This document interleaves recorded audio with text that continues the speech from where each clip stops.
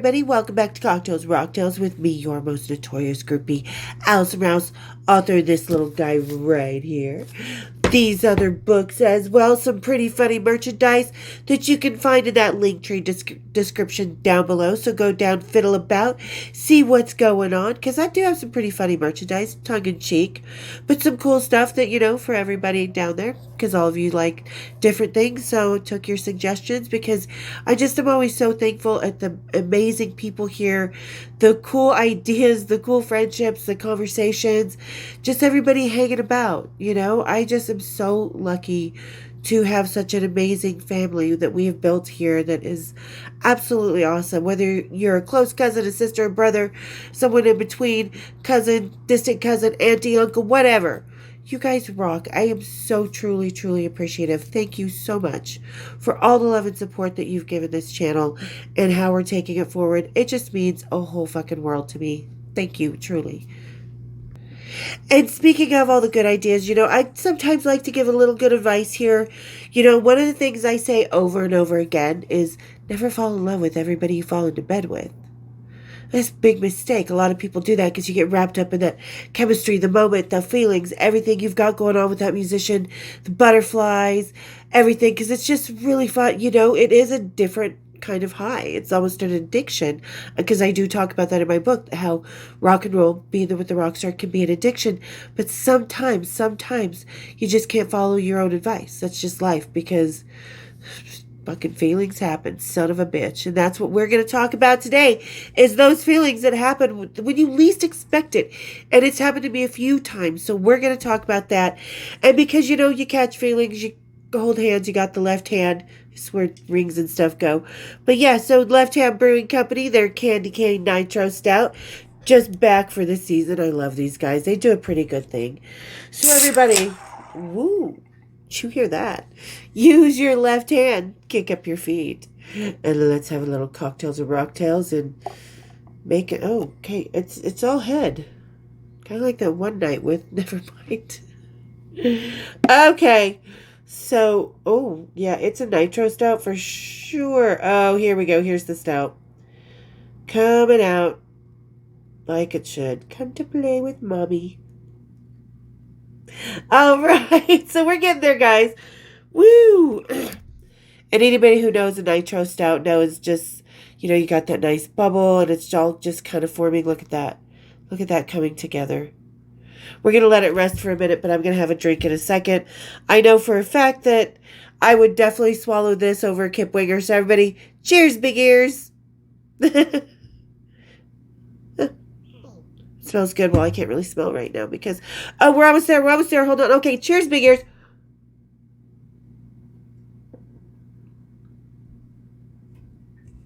I always do like this one. It is really good because that milk stout really kind of balances out the, what do you call it? The, peppermint in it. The peppermint's a perfect mild. So good. Absolutely delicious. This is what it looks like once it's all settled down. So yeah, I highly recommend it. If you guys see this company on your shelves, wherever you get your liquor, definitely get it.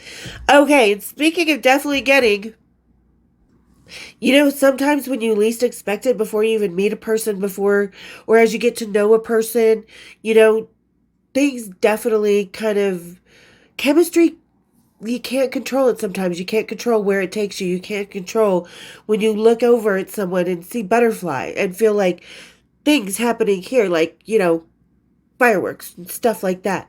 So you can't control where chemistry takes you sometimes. And sometimes, because like I said, rockers, they make incredible friends. They are some of the most respectful, chivalrous, funny, just genuine men. Like, this is, rockers of where I've always felt my safety, my comfort zone, where I feel most myself, most comfortable. So where was I going with this? But they make shit husbands. That's where I was going with this. So you don't want to fall in love with them. I mean, and love, let's face it, has many different aspects. Sorry, I keep getting all these messages, my Instacart, voting people. But anyway, it's where was I going? Hold on.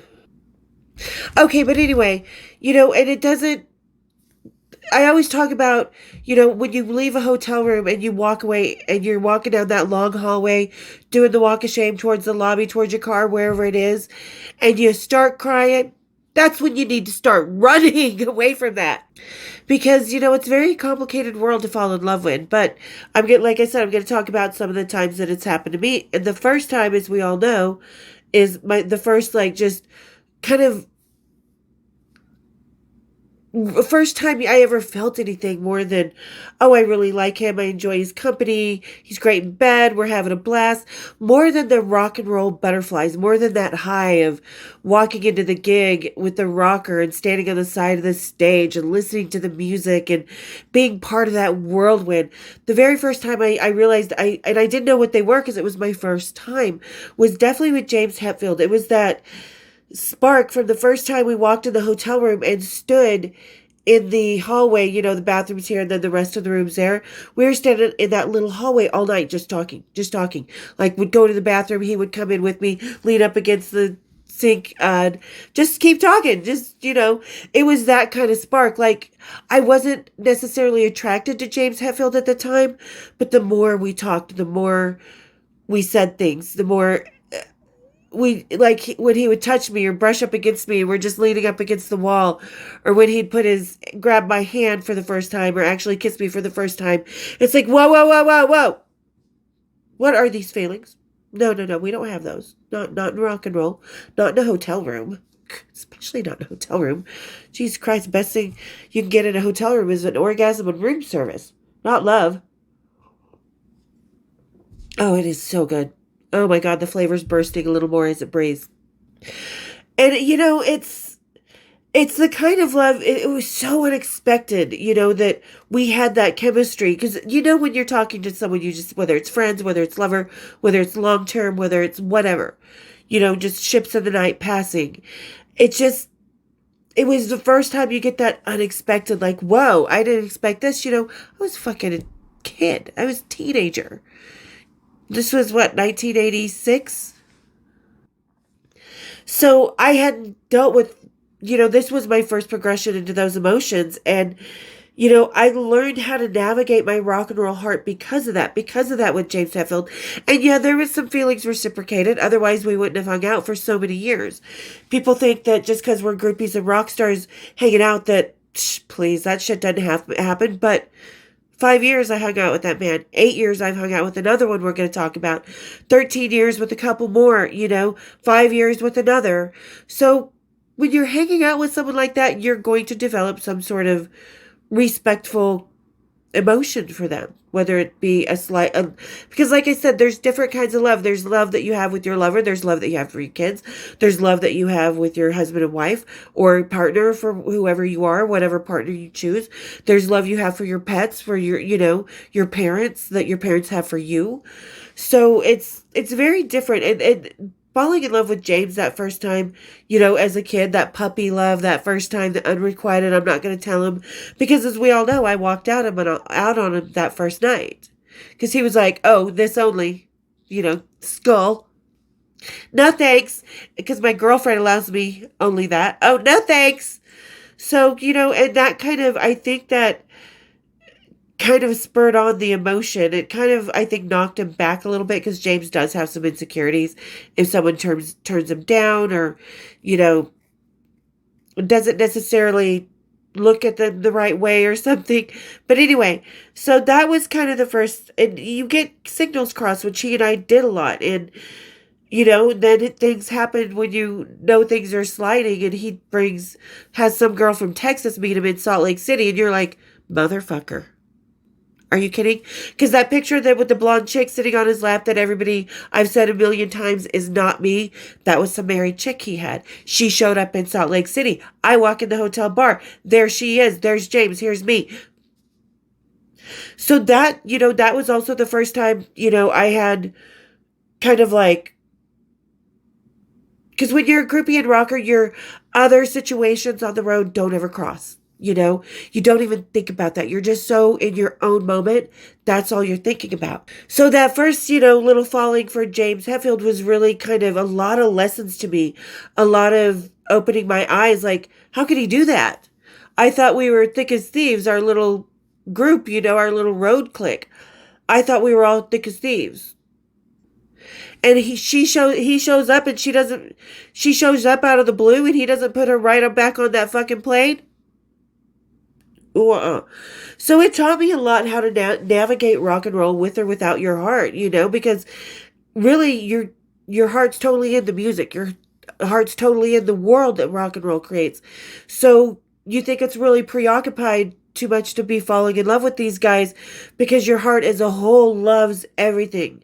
The family of rock and roll, the life it creates, the roller coaster, the tornado, the whirlwind, everything, the music, the lights, the cameras, the actions, the down times, the touristy times, you love everything about it. So you try not to get your heart to be kind of focused on one person. So that, like I said, James was the first one that I kind of learned that as far as my heart goes. And we had a lot of fun. But there's going to be heartbreak in rock and roll. You just can't avoid it. And something I couldn't avoid, and it was just the craziest thing. Sorry, I've got all my notes because I wrote down. So I've got to get into this one. And it does kind of pain me to get into this because it was the first time something was so incredibly intense. And like the second time that my heart just went fucking wild without me. It's like, nah, fuck you, bitch. I'm doing my own thing.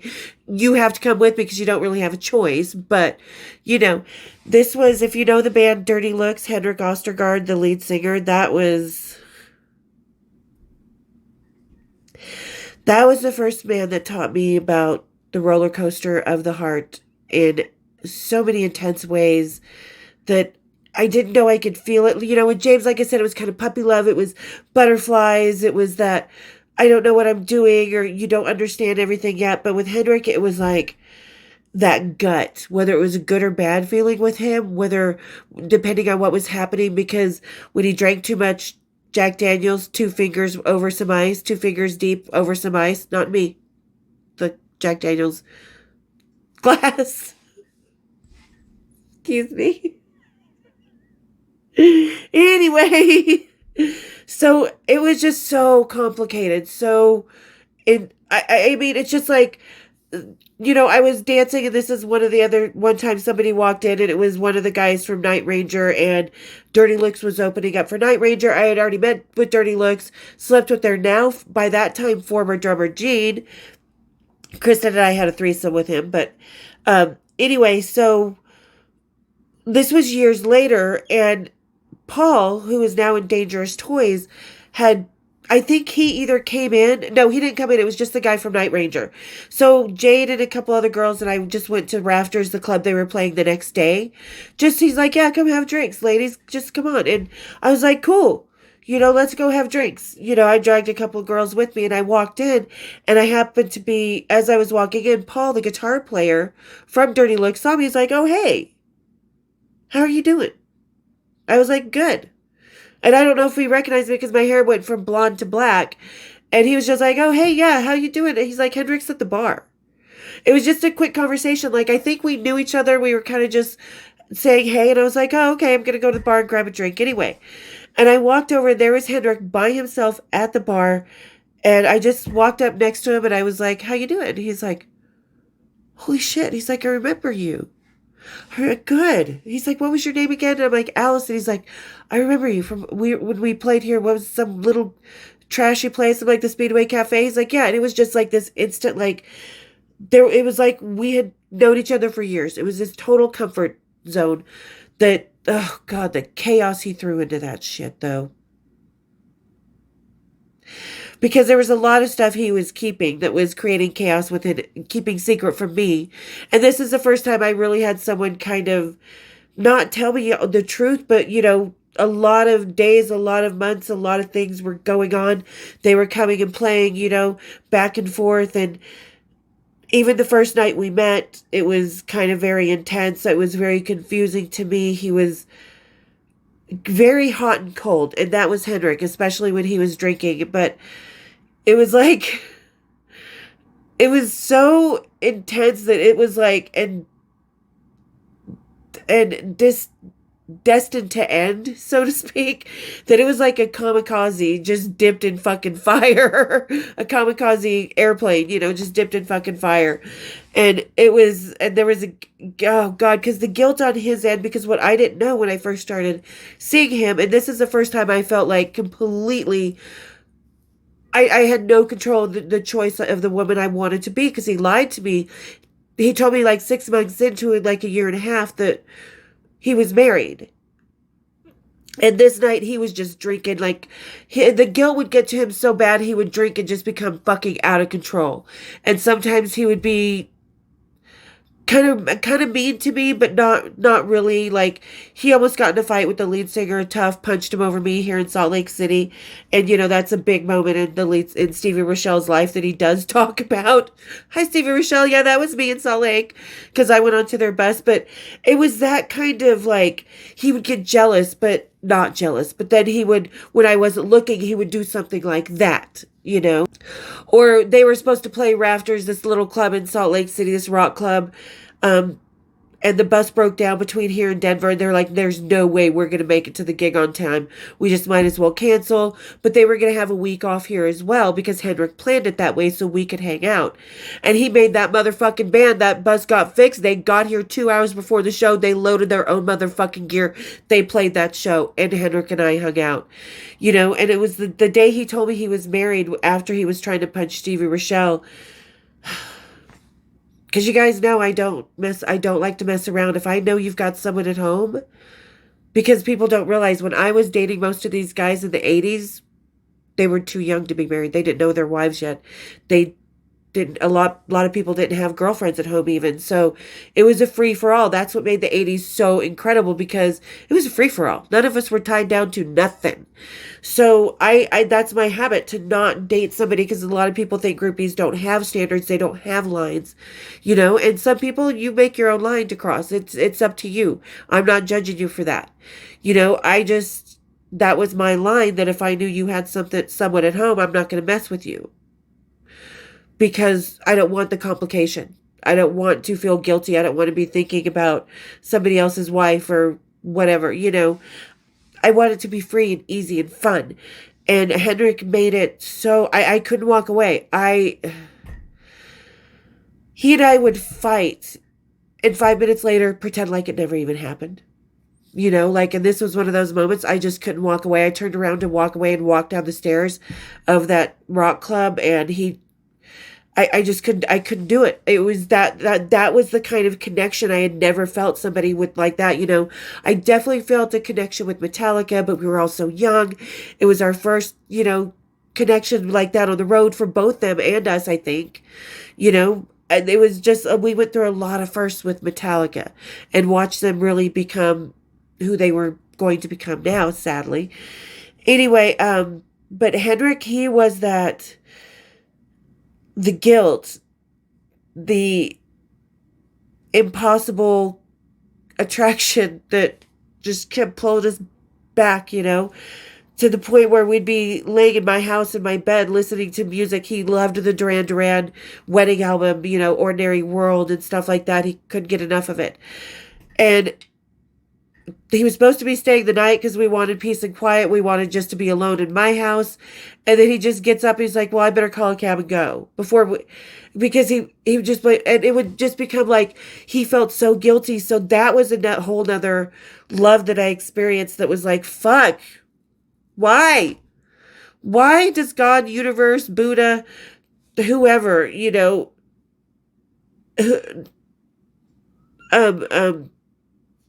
oh God, whoever you want to believe. I was going to think of a couple other names, Yahweh, whatever. So whoever it is that you believe in, whatever it is that you believe in, like, why the fuck did you put this into my path? Because we all have love lessons to learn. And unfortunately, as a groupie, you learn them with rock stars, even though you know better, So that was kind of like, That for me was definitely the hard knocks kind of love that I experienced with some of the rockers with Henrik that I experienced ever in my life. Like I can still feel it in my gut. I can remember when I found out that he was going into hospice, and that April day that he passed away, I felt it in my fucking gut. Even though we hadn't seen each other for a decade, and Danny had crossed paths with him, she was like, "Yeah, I'm friends with Allison," and he's like, he went from having fun to having a total fucking broken heart because Henrik did tell me, you know, through one of our, and he was sober when he said this. He's like, "I love you like I love my kids. It's that intense for me, but I'm also married." So it's so hard because I can't leave my kids like his father had left him. So it was that kind of roller coaster, and I guess that was he was my lesson for that kind of love, and I still love him to this day. And of course, I always talk about Vincent Paul. By the time I met him, my heart had some battle scars and rock and roll. I've been through some ups and downs, taken a few pills, left my panties on some tour buses. I'd been through some stuff, and I had also been hanging out with Pantera for a few days already on the road. Andrea and I came down to Salt Lake City, and then Marie came out and hung out with us. And then their next stop was Seattle, so we were expected in Seattle as well. And I talk about being filmed for their home video. I talk about them coming over to the side of the stage and being like, "Hey, girls," and Vinnie like, "No, throwing drumsticks at us."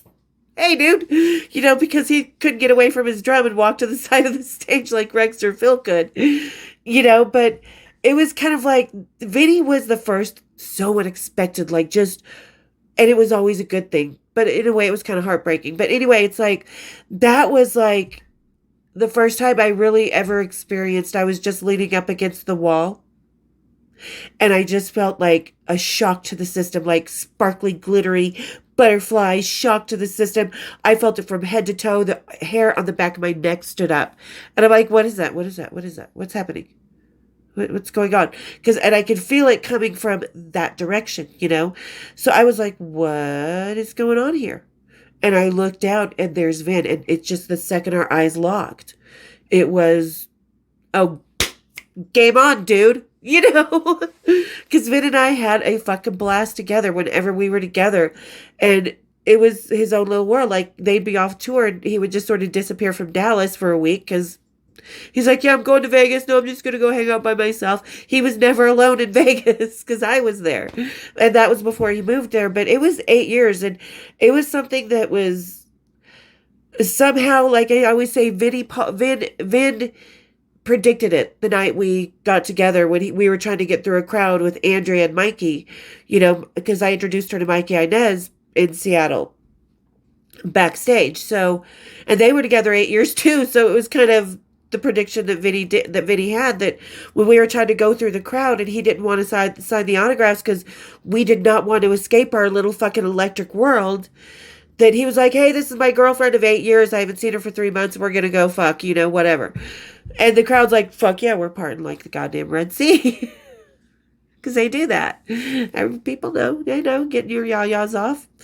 But so he kind of predicted that 8 years, and it was a very, very calm 8 years. There was never really any heartbreak or fighting until he found out I was with John when he died. John Entwistle, when John passed, because he had heard the rumors about that, and it killed my heart too, because I'm like, how fucking dare you be disappointed in me because that's what you heard? It kind of broke my heart because I thought you knew me better than that. And it broke his heart because it broke our little fantasy world that there were no other two people in the world. We'd never slept with anybody else in our whole lives kind of wall that you create between your rocker and the groupie when you're together, and especially if you have a long-term situation, So that was kind of like the first time I really just experienced someone that I would just kind of go into my own little world. Like, it didn't matter how many people were around he and I. It was just Vin and Allison. It was just flunk. Everything was so compartmentalized to anything that was happening within arm's reach of each other, And Seattle started that out, and it will, no matter where we were, and no matter if I went to see him on the road or I went to see him at home, like he was supposed to be paying me to go do a feature show at his club. I never took the money because I never did the shows because we just ended up at his house the whole time, just not answering his phone or mine. So it was the first time I experienced like, and it kind of broke my heart too, because I'm like, dude, we've been at this 8 years. Aren't you going to ever ask me to go steady? Aren't you ever going to ask me? And it kind of came out towards the end, like one of the last times we talked, where we were still not fully recovered from the whole fight we had over the book as well. You know, because like I said, the fights that we had didn't come till after he and I kind of faded out. And it was like, well, I was there 8 years. I was there. I was the one that made sure we were always in contact. I was the one that never let us go. You know, I was the one, and he would always come to me. And there was a while that, yeah, we were meeting in the middle, but when it came to being on the road, I always made sure we hooked up. When it was off the road, he always made sure.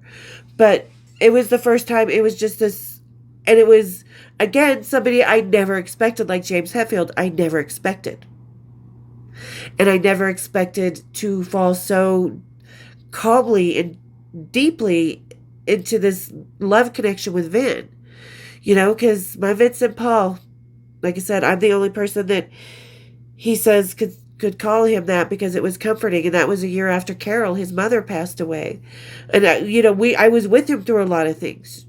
I talked to him after everything happened with Dime and Mayhem, and, and he was kind of also the first one I was with that we went through some real shit together with his mom passing, with the band falling apart, with him being angry against Phil, or that real emotion, that real raw emotion that just, whew, he was the first one that I really kind of experienced the real aspect of the roller coaster of what he was going through when a band is falling apart too.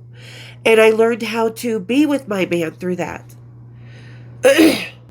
Sorry, you guys, it's still fucking lovely allergy season. I don't mean to hack at the fucking microphone. I hate that. It's so rude. So sorry.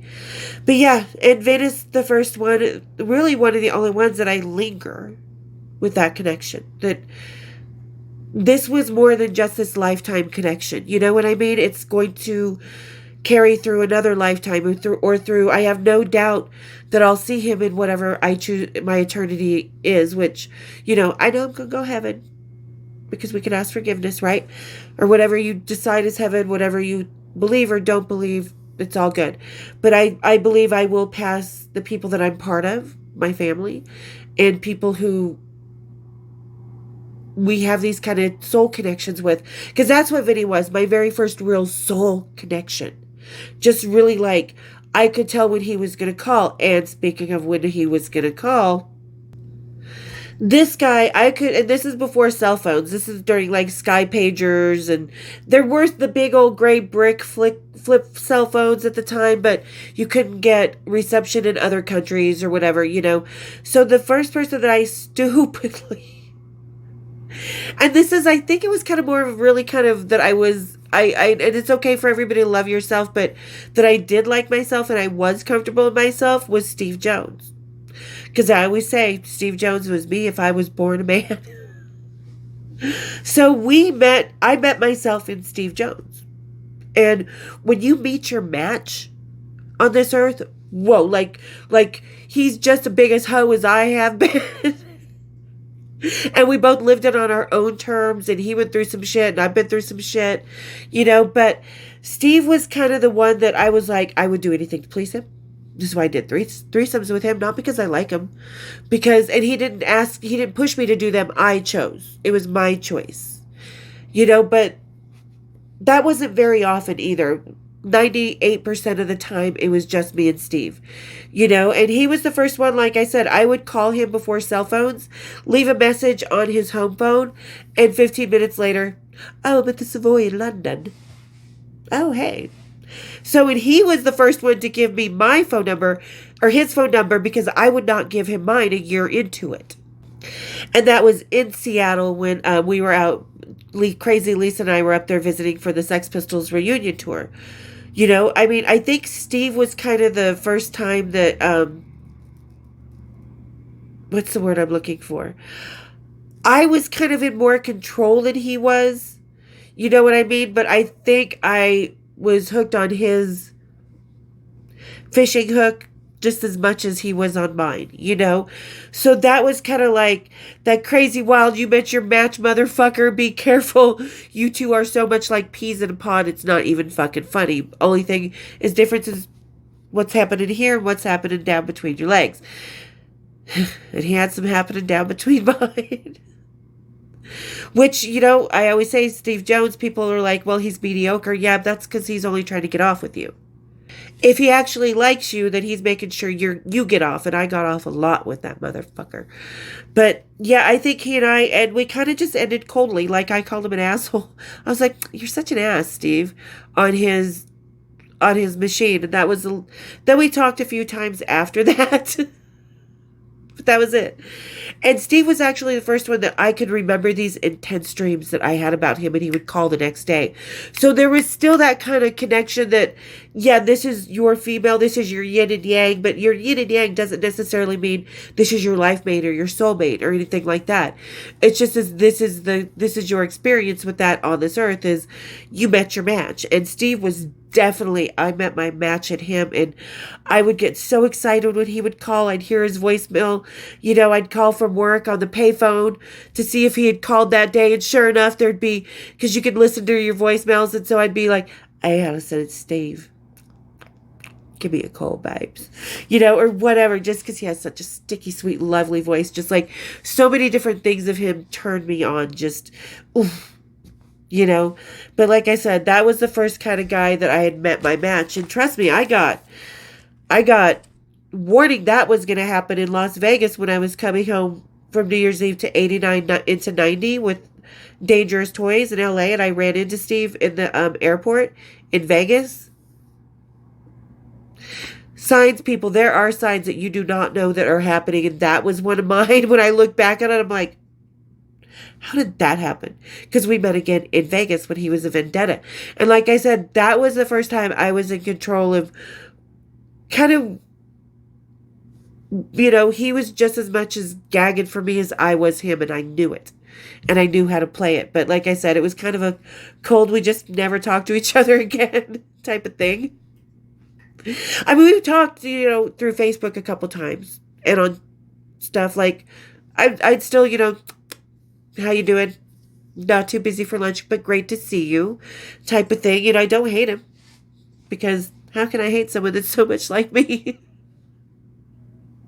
God love you, Jonesy. Oh my God, I never call him Jonesy. You ever notice that? I always call him Steve. And then the last one that I love in a way, I hope I will never love anybody else, because I loved him as my lover for so many years, as my friend, as someone that I could talk to about just about anything. Of course, we didn't talk about our other lovers, because you just don't do that while we were together, but we're together forever. And I've had to come to a place where I have a different love for John Entwistle. Like I said, I loved him as my lover.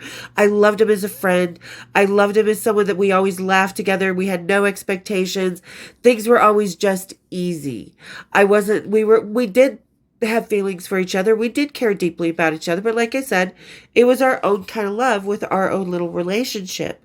So it was something that, and when you lose this person that you care for deeply, it changes a lot of things. The way you love them and the way you hang on to them and their memories. You know what I mean?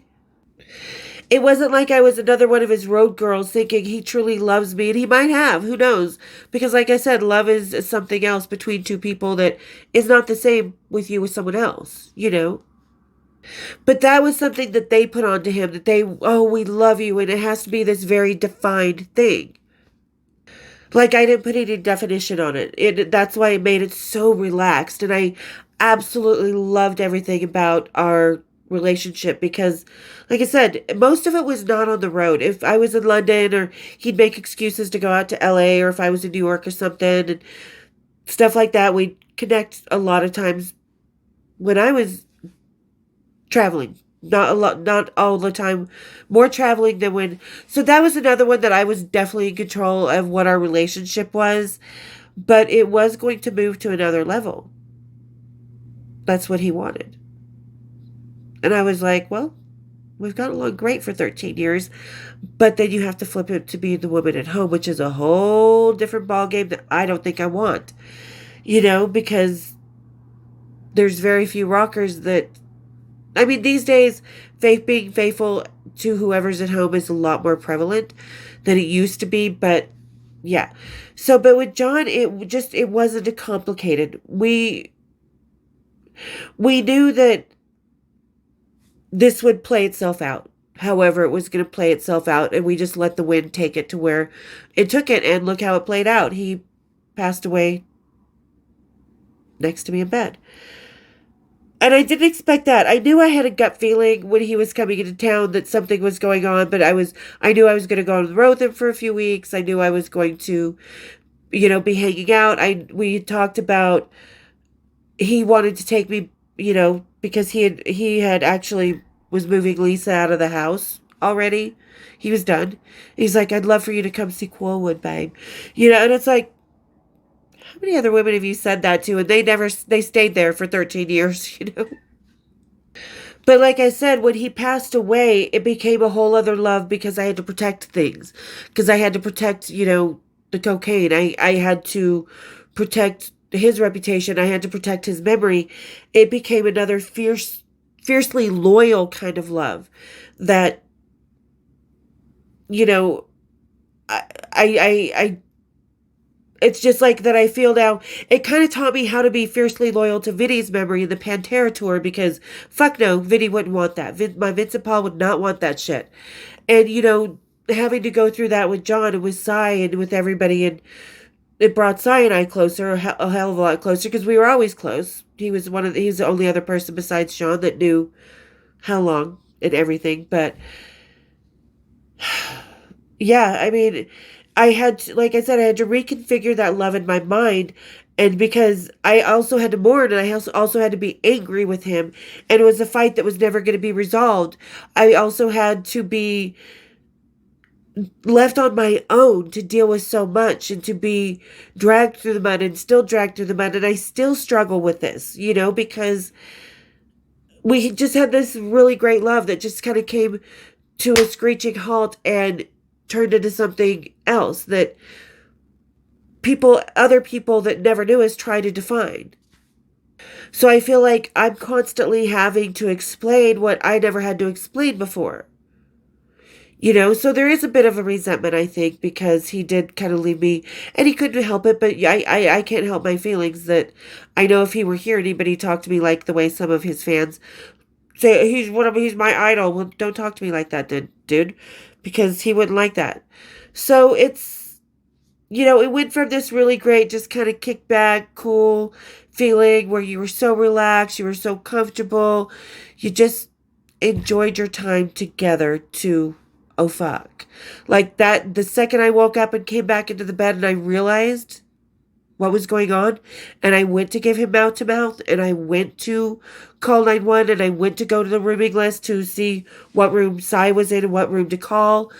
It was like it changed in that much of an instant to having to be fiercely loyal to protect him, to protect his memory, to protect the boys, my family. It's almost like I became the mother's love in that situation because I had to have that kind of fierceness. And I had to take the brunt of it, which a lot of moms take the brunt of a lot of shit the kids do. So I had to take the brunt of everything that was going on that day. I had to take the brunt of being the center of the storm and the brunt of the cruelty today, So like I said, it almost changed to being like his mother to protect him in that kind of manner. So yeah. And there you guys go. Yeah, and I wrote down because of my notes, I'm like, it's like we had our first fight that can never be resolved. And I think I said that already, but it's kind of true. And when I see him when I cross paths in my next consciousness of being, me and Cy are going to have a drink. I'm going to bitch John. No, I'm not going to bitch him up in town. He didn't know. He couldn't help it, and he didn't know that cocaine was cut with GHB and ecstasy. Yeah, you people, there's something that nobody else got because nobody ever bothers to fucking ask me. There you go. So he didn't know. I mean, he didn't know that was his last night on Earth, and I know he would be just as fiercely protective of that disloyal or that disrespect, because people don't realize disrespecting me or one of his other lovers or his ex-wife or either of his ex-wife, it is kind of disrespecting him as well, even though I don't like his first ex-wife. Just me. I have my reasons. So, yeah, there you guys go. There's the different kind of loves that I've had around rock and roll. And like I said, there's a couple more that I just don't talk about. The 13-year bass player.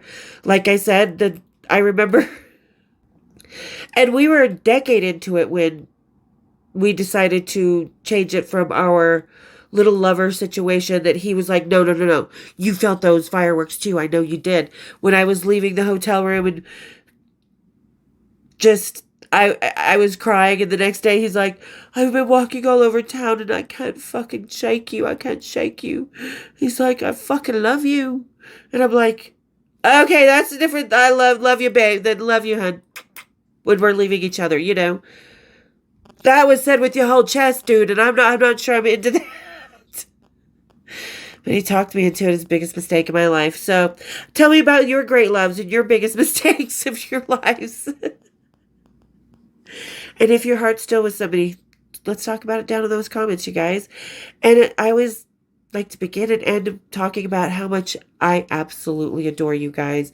This family is amazing. I see all these faces that I never get to talk to when I'm looking at my analytics. You guys pop up, and I just love seeing that because it just amazes me how many different people from how many different places and how many different walks of life that we all just converge to one place. And I'm so just incredibly, humbly thankful that this is one of the places we can do that. So thank you guys truly from the bottom of my heart for listening to me, for getting through the episodes. You guys fucking rock to no end.